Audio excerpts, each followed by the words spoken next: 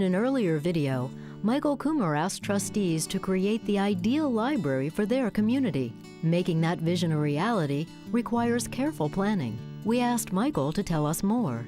Well, planning is job one for trustees.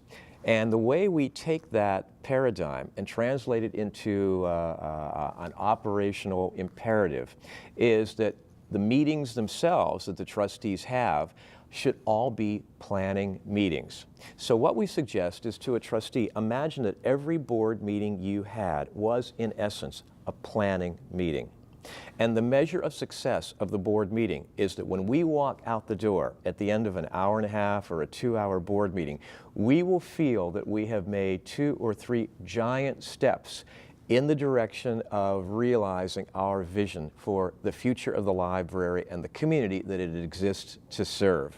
That's job one, and that's how they take planning and actually put it into an operational construct. As you can tell, Michael is always looking to the future to improve upon the past. Doug agrees. Well, first, there is the library as it does exist, and there's a library as it did exist. And trustees should be very focused on the library as it needs to exist. To ensure that you have time for planning, meetings must be run efficiently. Michael recommends sending material to trustees in advance of scheduled meeting dates, giving them time to read the material prior to the meeting and arrive prepared. The board can then use the time it would have spent on reviewing reports to answer the question, what are the next steps we should take towards reaching our goals?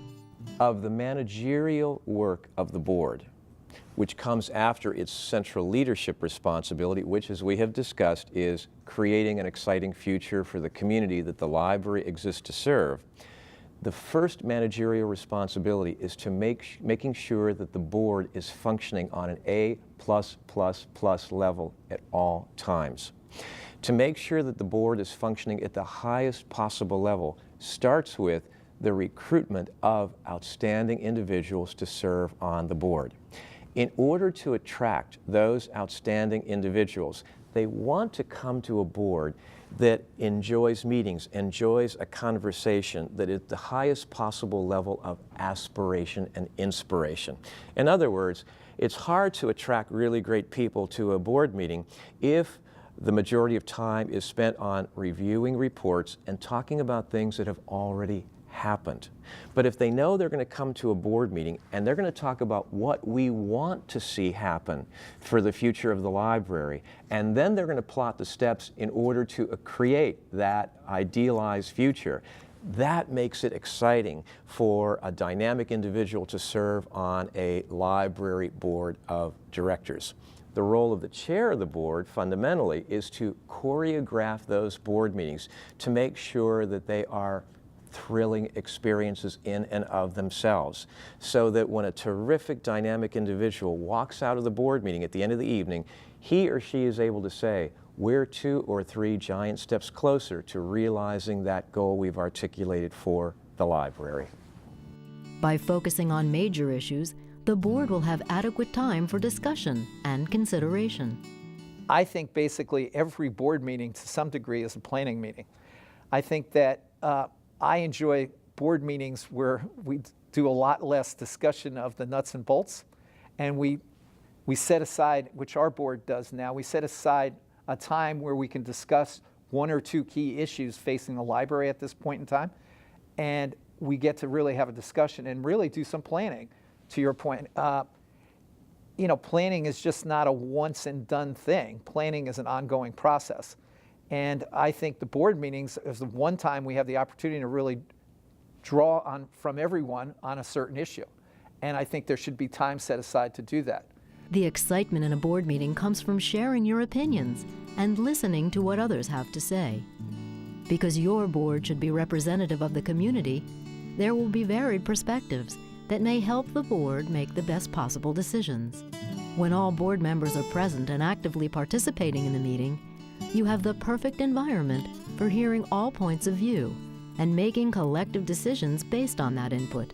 Any individual who agrees to serve as a library trustee is also making a commitment to regularly attend board meetings and take part in board activities. If an issue arises which poses a conflict of interest for one or more trustees, it's advised that those trustees leave the room during the discussion and return when the group moves on to the next issue. By leaving the room, you allow the other trustees the privacy they may need to speak openly about the issue. The reason that a trustee needs to be attending these meetings is more than just staying current on the topics, old business and new business. There is a synergy that's created when you get a board together. Topics can be discussed live and face-to-face. Nuances can be picked up that you don't get from an email conversation. There are more mundane things that can be discussed and prepared for through email, and that would probably be more of the day-to-day logistics, things that have to be addressed. There's nothing wrong with being prepared coming into a meeting. But when you've got sensitive issues, when you've got long-term plans, those are the areas that the board focuses most of their time and their attention, then they do need to be together as a group. The tone, of course, is set by the president, but that means you're also going to have dissenting views on how things should be handled. I want to hear the views of the other people. It's very likely my view might shift. I might be able to bring something to the table someone else hasn't considered yet. And at that point, you have as much information out there as possible to make the best decision collectively as a group. At times, it's best to use the committee structure to address certain issues or topics and have the committee bring information to the full board. This time-saving model also allows for best use of each trustee's areas of expertise. One of the things we notice that is characteristic of most boards is that they are MM boards, and MM stands for micromanage. So often what happens is they use the full board meeting to review reports, and they use them to make tactical decisions about the future of the library. That's a contradiction of everything we've talked about so far, because we want them to use those meetings to plan for the future, a future defined as at least 3 to 5 years out. Well, some of the oversight work still has to occur, and a good way for it to occur in a way that meaningfully engages the trustees is through the committee structure. So we delegate to the committees aspects of the tactical decisions of managing the board, having the board's oversight responsibility in place, and so on. So you might have one committee that would serve as the governance committee, recruiting and retaining outstanding people to serve on the board. You might have another one, the committee serving as the finance committee, and that within the finance committee structure, they would oversee that the library director is spending the funds available in accordance with the mission of the library. And then perhaps a third committee would be what we might call the library director support committee. And that's the committee that would negotiate those annual goals in close collaboration with the library director, and during the course of the year would meet with the library director regularly on both a formal and informal basis, and they would answer the question, how can we help you meet and exceed those goals?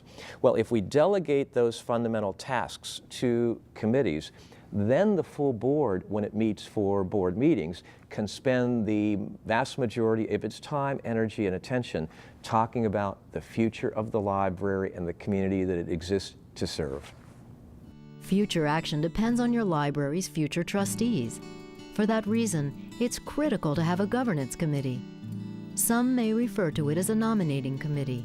Others may call it a board development or board strengthening committee. Regardless of its name, everyone agrees that it's one of the most important committees. Serving on the governance committee is a privilege. It's a privilege that typically is delegated to the very best members of the board, because their job then is to perpetuate the future of the board and make sure that every year the board is better than the current year. And they do that largely by recruiting the very, very best people that the community has to offer to serve on the board of directors. Now, there's an interesting exercise the governance committee members can use with the full board. And the exercise is, think about somebody who is your personal hero. Either somebody that you've met and collaborated with in your life, perhaps a historical figure that you've read about, and then talk about the qualities you associate with that heroic individual. Most board members enjoy playing this very serious game, or I should say with a game with a very serious intention. And so they'll come up with a series of descriptive terms, and that has to do with personal integrity, character, courage, the capacity for vision for the future, a willingness to take occasionally an unpopular stand, and then the list continues. When the board generates that list with the governance committee takes that list, and that becomes the criteria that they use for the recruitment of new board members. Now, it's important to note that the process takes a long time. You can't do that in a few weeks before those annual elections are supposed to transpire. So good governance committees will start months and months and months prior to the date when the election of new board members occurs. And they'll talk about, number one, what is the criteria that we're looking for? Number two, let's create a large pool of potential candidates. And then let's take several months to screen those individuals in order to ensure that only the best of the best of the best are going to have their names placed in nomination to join the board of directors. The question we want them to answer is, if that's what you would use as the criteria for hiring the library director, why would you use anything else for deciding who the bosses of the library director are going to be? Current and future trustees may also serve on other valuable committees, such as Buildings and Grounds, Advocacy, Finance, Public Relations, Policies, and others as needed. The board agenda should include adequate time for committee reports. Here are some other tips for effective, productive meetings. Provide reading material at least a few days in advance of the board meeting, so members may come prepared. Create and follow an agenda which prioritizes issues for discussion. Your most pressing issue, problem, or opportunity should be the focus of the meeting. Arrive promptly. Understand that the library director is an ex officio member of the board and all board committees. He or she should attend and participate in all meetings, and his or her counsel should be considered seriously when the board makes decisions. In addition to asking the director's opinion, the board should encourage trustees to share their opinions and show respect for those which may differ from yours. Ensure that your board's bylaws are followed and update them as needed. Strive to speak in the interests of the board, rather than personal interests. Respect and follow the group's decisions. Celebrate your achievements. You always need cheerleaders. You always need people who are, rigorously saying, don't worry about it. I know it's hard now, but we're going to move to the future. We're going to do this. We can do this. We have a blast at the libraries. Then we leave.